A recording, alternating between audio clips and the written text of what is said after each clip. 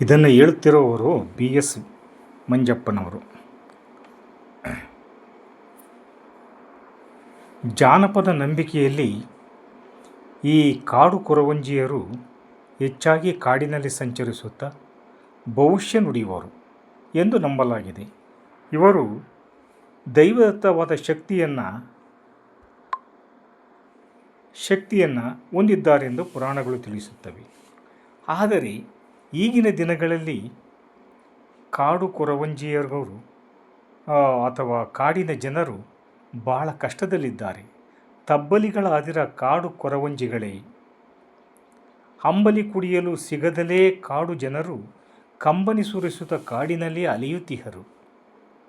ಅನಾಥರಂತೆ ಮೊಬ್ಬು ಕವಿದಿರುವ ಕತ್ತಲೆಯಲ್ಲಿ ಮರಗಳ ಆಶ್ರಯದಲ್ಲಿ ಜೀವಿಸುತ್ತಿರುವರು.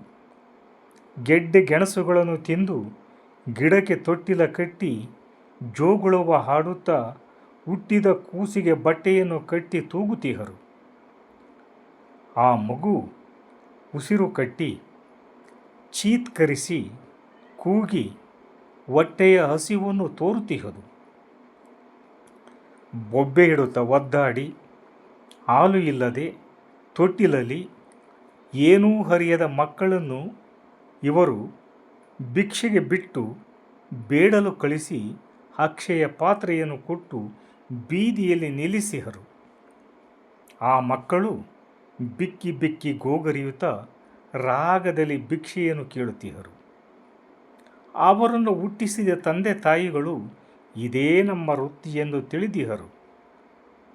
ಆ ಹೆಣ್ಣು ಮಕ್ಕಳು ಕೊರವಂಜಿಯರು ಕವಡೆ, ರುದ್ರಾಕ್ಷಿ, ಅನೇಕ ತರತರಹದ ಮಣಿಗಳ ಮಾಲೆಗಳನ್ನು ಕೈಯಲ್ಲಿ ಹಿಡಿದು ಅವುಗಳನ್ನು ಧರಿಸಿ ಹೆಣ್ಣು ಮಕ್ಕಳು ಕೊರವಂಜಿಗಳಾಗಿ ಗಲ್ಲಿ ಗಲ್ಲಿಯಲ್ಲಿ ಹಳ್ಳಿ ಹಳ್ಳಿಯಲ್ಲಿ ತಿರುಗುತ್ತಿಹರು.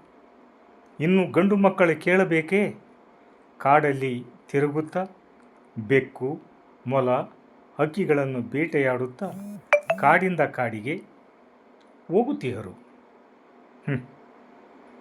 ತಬ್ಬಲಿಗಳಾಗಿ ಬಿಟ್ಟಿರ ಕಾಡು ಕೊರವಂಜಿಗಳೇ, ನಿಮಗೆ ಯಾರು ದಿಕ್ಕು? ಊರಿಂದ ಊರಿಗೆ ಪಾದಯಾತ್ರೆಯಲ್ಲಿ ತಿರುಗುತ್ತಾ ನಡೆಯುವ ಜೀವನವನ್ನು ಸವೆಸುತ್ತಾ ಬದುಕಲ್ಲಿ ಭರವಸೆಯನ್ನೇ ಕಳೆದುಕೊಂಡು ನಾಳೆಗಳನ್ನು ಎಣಿಸುತ್ತಾ ನೀವು ರಾತ್ರಿ ಹೊತ್ತು ಭೂಮಿಯನ್ನೇ ಹಾಸಿಗೆ ಮಾಡಿಕೊಂಡು ಆಗಸವನ್ನೇ ದುಪ್ಪಟ ಮಾಡಿಕೊಂಡು ಮಲಗುತ್ತಿಯರು ಈ ಕಾಡು ಕೊರವಂಜಿಗಳು, ಈ ಕಾಡು ಜನರು. ನಿಮಗೆ ರಕ್ಷಣೆ ಇಲ್ಲವೇ? ಯಾರು ನಿಮಗೆ ಹೊಣೆ? ಆ ದೇವರೇ ನಿಮ್ಮನ್ನು ನೋಡಿಕೊಳ್ಳುತ್ತಾನೆ.